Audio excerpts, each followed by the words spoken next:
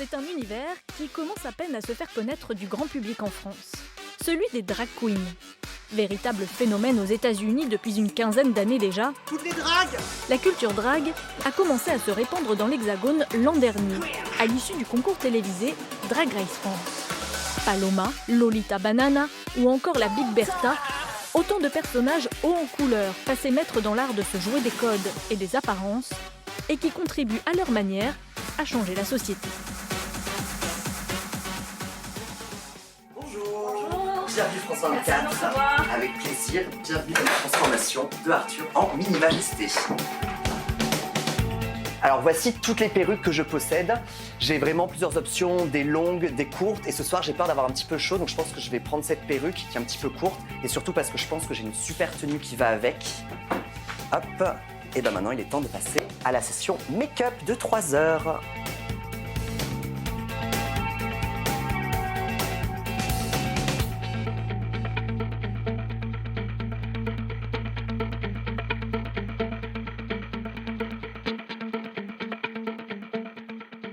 Mini-Majesté, on est ravis de découvrir votre personnage de scène. Concrètement, vous nous avez accueillis en homme et là, vous allez répondre à mes questions en tant que femme, ou c'est plus subtil que ça? Alors c'est un petit peu plus subtil que ça. Moi, dans la vie civile, je suis un homme, et même quand je mets des accoutrements dits de femme, je considère que je reste un homme. En fait, je joue avec le genre, ce que je fais déjà dans la vie de tous les jours en tant qu'homme. Bah là, je change un petit peu, je shift un petit peu les codes. Et maintenant, je joue plutôt avec le genre féminin quand je suis en minima. Comment vous est venue l'idée de devenir drag queen? L'idée de devenir drag m'est venue à cause d'un ennui mortel que je vivais en arrivant à Paris. Donc j'ai découvert le drag via RuPaul's Drag Race qui passait dans des sites obscurs de téléchargement plus ou moins légaux. Et aussi parce qu'il y avait des troupes de drag à Paris qui faisaient déjà des spectacles un petit peu en 2015. Et donc j'ai commencé à aller les voir. Je me suis dit, en fait, c'est cette communauté dont j'ai besoin, c'est cette communauté dont j'ai envie. Et donc je me suis lancé vraiment dedans. C'est là que j'ai découvert la richesse vraiment du patrimoine drag qu'il y a à Paris et qu'il y a en France.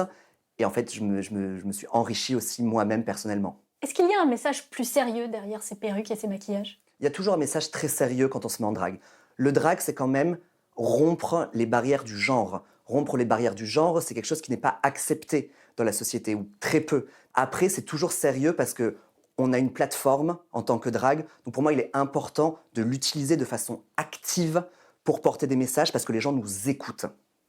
Et par exemple, ces messages, quels sont-ils? Ces messages, pour moi, le message le plus important, c'est le message de prévention sur le VIH. Pourquoi? Parce que j'ai des très bons souvenirs de quand j'étais gamin, que j'ai découvert mon homosexualité à 13 ans. J'avais eu aucun rapport sexuel encore et j'étais persuadé d'être séropositif. Donc je suis allé me faire tester pour le VIH alors que je n'avais couché avec personne, juste parce que dans ma tête, la société m'avait dit que homosexuel égale VIH, égale séropositif. Donc moi, j'aime bien apporter de la bonne information et répandre la bonne parole de la PrEP, du dépistage, du TASP et de tous les moyens de prévention du VIH. Est-ce que vous vivez aujourd'hui de votre art? Maintenant, ça fait 7 mois que j'ai quitté mon taf d'ingénieur. Maintenant, je vis entièrement de mon drag. Mais ça coûte cher d'être drag queen. Le drag, ça coûte cher et vraiment, j'insiste sur le fait que je suis l'exception qui confirme la règle. L'art drag est un art qui reste excessivement précaire. Il y en a une plus grande majorité qui ont des tafs à côté que des gens qui en vivent entièrement. Et qu'est-ce que vous dites, comment vous vivez les personnes réfractaires qui militent fermement contre votre univers? Ces personnes qui militent vraiment activement, qui annulent des lectures pour enfants faites par des drags, qui vont afficher et mettre au pilori des drags sur leurs réseaux sociaux, sur des tracts qu'ils vont distribuer dans la ville, moi, c'est pas des gens que je vais chercher à éduquer parce que c'est trop tard. C'est trop tard. Moi, j'aime beaucoup aller dans des endroits où les gens m'attendent moins. Par exemple, quand je travaille pour des grandes entreprises, pour des grands groupes, j'aime beaucoup parce qu'il y a plein de gens pour qui c'est la première fois qu'ils vont voir des drags. Parce que je sais que c'est vers ces gens que je pourrais leur apporter quelque chose. C'est ces gens qui n'ont aucune préconception ou une toute petite que je peux pas modeler, mais vers lesquels je peux dire, en fait, regarde, tu passes un super bon moment, pourquoi en avoir peur? Et sache qu'il y en a qui militent activement contre nous et que ce n'est pas bien. Merci beaucoup, Mini-Majesté. Merci beaucoup.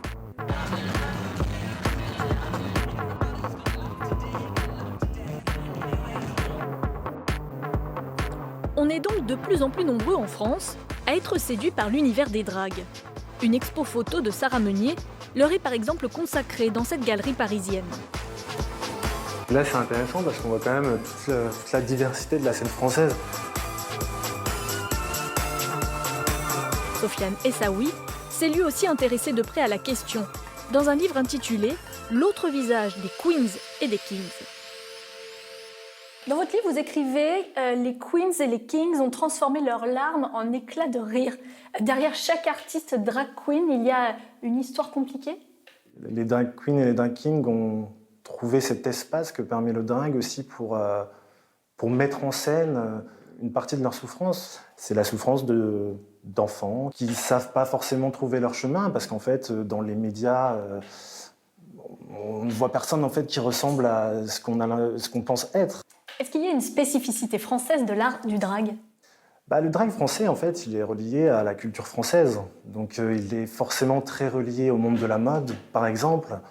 Il y a une façon quand même parfois de se prendre très au sérieux en France. Ce qu'on ne va pas forcément retrouver, par exemple, en Angleterre, où ça va être vraiment centré autour de l'humour.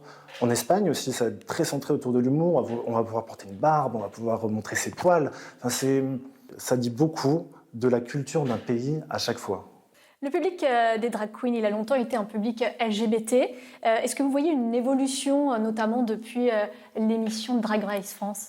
Ça, on l'a vraiment vu pendant la tournée des Queens après l'émission.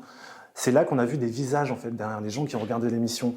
Et on a vu des enfants, on a vu des vieilles dames, on a vu des personnes qu'on ne s'attendrait pas du tout à voir devant un spectacle de drag. Donc c'était impressionnant et c'était émouvant aussi. L'une des drag queens que vous interrogez dans votre livre dit craindre que l'univers drag ne devienne mainstream, trop populaire, que ça pervertirait selon elle le milieu, que ça donnerait de lui une image réductrice. Vous le pensez aussi? Moi, c'est pas mon avis. Moi, je pense que le drag, bien sûr, il peut se proposer de façon mainstream à des publics qui ne sont pas habitués, mais il y aura toujours des lieux où on va trouver de la subversivité dans le drag. Et un côté revendicatif. Bien sûr. Le côté revendicatif, je pense que de toute façon, il est dans l'ADN en fait, du drag. Une identité comme celle-là est forcément perturbante, parfois gênante. Donc, effectivement, moi, c'est vrai que les figures du monde du drag, je les vois comme de fortes et grandes figures politiques. Merci beaucoup. Merci à vous.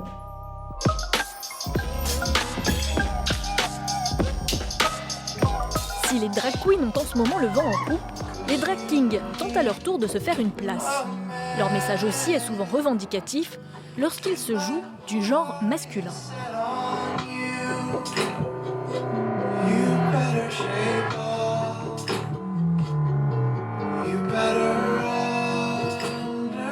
Bonsoir Morgane. Bonsoir. Parlez-nous un peu de votre personnage Thomas Occhio. Qui est-il? Thomas Occhio. Thomas Occhio, c'est un dandy, séducteur, qui aime regarder son public, mais qui aime beaucoup aussi être regardé. C'est un peu un jeu de regard entre lui et le public. C'est quoi votre but? C'est de se moquer des hommes? C'est de caricaturer, c'est de dénoncer, c'est d'aller détricoter aussi les racines de nos sociétés, aller un peu dénoncer tout ce qui est l'hétérocisnormativité, aller dénoncer le système, aller critiquer et mettre aussi en avant différentes masculinités, d'autres visions de la masculinité et pas seulement celles qu'on a un peu en vision un peu bloquée sur nos sociétés occidentales. Donc il y a un message très politique à travers vos spectacles. Complètement. Vous êtes une artiste engagée? Complètement. Et en tant qu'artiste, ça c'est ma vision, mais je pense que quand on a un espace et quand on a le moyen de communiquer et de transmettre des choses, c'est un peu notre responsabilité aussi de l'utiliser à bonne fin en fait, et pour essayer de transmettre et de donner quelque chose au public qui vient nous voir. Le public justement, est-ce que c'est le même que celui qui va voir des drag queens? Je pense pas. Je pense que le public qui vient nous voir, c'est souvent des personnes qui sont déjà elles-mêmes concernées, militantes, engagées, qui savent qu'un show drag king, ça implique beaucoup de performances politiques, de performances engagées, de performances qui dénoncent, qui sont tristes, qui peuvent être un peu douloureuses parfois, parce que c'est un peu aussi une catharsis pour beaucoup d'artistes. Il y a du divertissement, mais il y a aussi de l'engagement chez nous, et ça, notre public, je pense qu'il en est conscient, alors que peut-être une personne qui n'aura l'habitude de voir que du drag queen, je déteste faire des globalités, des généralités, mais peut-être aura plus l'habitude de voir peut-être plus du divertissement et peut-être moins de perfs politiques engagées et militantes. Mais encore une fois, c'est des grosses globalités parce qu'il y a évidemment des artistes militants et engagés partout. Comment vous expliquez que les drag kings soient aujourd'hui moins connus que les drag queens? Le sexisme, la misogynie, il n'y a pas que ça. Si on parle en termes pareil, toujours de généralité, de globalité, les personnes qui pratiquent le drag king sont majoritairement des personnes affab. assignées female at birth, donc des personnes assignées femmes à la naissance. Et de la même façon que dans la vie de tous les jours, on retrouve du sexisme et de la misogynie, c'est un système qu'on retrouve partout dans toutes les strates de la société.